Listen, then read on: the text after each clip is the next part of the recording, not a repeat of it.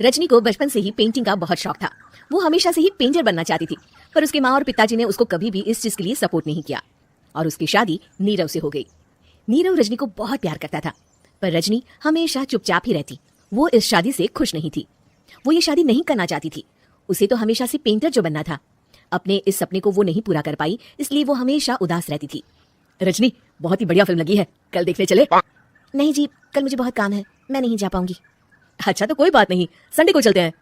देखिए, मुझे फिल्म देखना पसंद नहीं है, आपको जाना है तो चले जाइए। नीरव को मना करके रजनी वहां से चली जाती है और अपने बैग को खोलकर उसमें बंद पड़े ब्रश और कलर्स को देखकर रोने लगती है। रजनी, चलो ना कहीं बाहर खाने चलते हैं, कुछ तुम्हारी पसंद का। जी मुझे नहीं जाना, मेरी तबीयत ठीक नहीं है। रजनी वहां से चली जाती है। नीरव को समझ नहीं आता कि रजनी उससे इतना दूर क्यों रहती है। वो जब भी उसके साथ वक्त बिताना चाहता है, रजनी कोई ना कोई बहाना बना देती है। एक दिन घर पर कोई नहीं था। रजनी घर का सारा काम जल्दी से खत्म कर लेती है। घर पर अकेले होने के कारण वो सोचती है कि वो आज पेंटिंग करेगी। वो अपने कमरे में जाकर पेंट ब्रशेस और कलर्स निकालकर जैसे ही कलर मिक्स कर रही होती है कि दरवाजे पर बेल बज जाती है। अब कौन आ गया इस वक्त? इतनी मुश्किल से तो मुझे पेंट करने का मौका मिला है। रजनी दरवाजा खोलती है तो उसकी सास अपनी सहेलियों के साथ खड़ी होती है और सब घर के अंदर आ जाते हैं। अरे बहू, सबको शरबत बनाकर पिला दे, बाहर तो बड़ी गर्मी है। जी। रजनी पेंट ना कर पाने से उदास हो जाती है। उसे गुस्सा भी आ रहा होता है कि उसने इस शादी के लिए हाँ क्यों कह दी। वो रसोई में जा रही होती है कि उसकी सास उसे रोकती है। बहू, सबके खाने का भी इंतजाम कर लेना, आज का लंच तो ये सब यहीं करेगी। हाँ। रजनी बिना कुछ कहे रसोई में चली जाती है। सबके लिए खाना बनाती है। सब खाना खाते हैं और रजनी घड़ी देखती है कि ये सब कब जाएंगे ताकि वो अपनी पेंटिंग कर सके। जब शाम होती है तब सब चले जाते हैं अपने घर। अरे बहू, सब तेरे खाने की तो बहुत तारीफ कर रहे थे, सबको बहुत अच्छा लगा खाना। आपको मुझे सुबह बताना चाहिए था ना कि आपकी सहेलियां आ रही हैं। पता भी है कितना वक्त लगा सारा खाना बनाने में। अरे बहू, तू ऐसे कैसे बात कर रही है मुझसे? तो और कैसे बात करूं? मैं इस घर की कोई नौकरानी नहीं हूं कि इतना काम करूंगी। रजनी अपने कमरे में जाकर दरवाजा बंद कर लेती है। शाम को जब नीरव आता है तो उसकी माँ उसे पूरी घटना के बारे में बताती है। क्या रजनी ने आपसे इस तरह बात की माँ? हाँ, और पता नहीं उसे क्या हो गया है, शाम से बाहर भी नहीं आई है। मैंने तो कई बार आवाज दी, खाना भी नहीं खाया उसने। तू ही बात करके देख ले बेटा।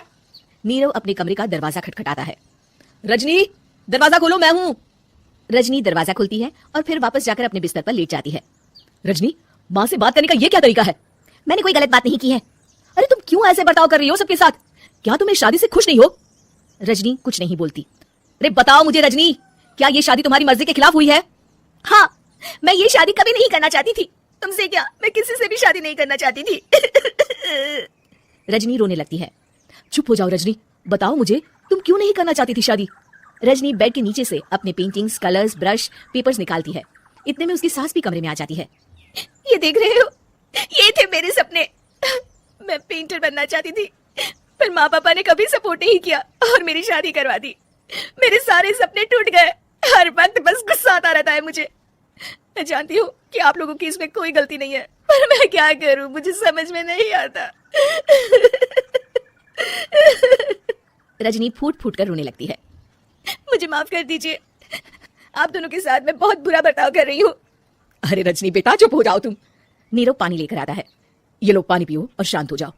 रजनी पानी पीती है और उसकी सास पेंटिंग्स देख रही होती है। अरे नीरव, हमें तो पता ही नहीं था कि हमारी बहू कलाकार है। अरे कितनी अच्छी पेंटिंग्स बनाई है, देखो तो।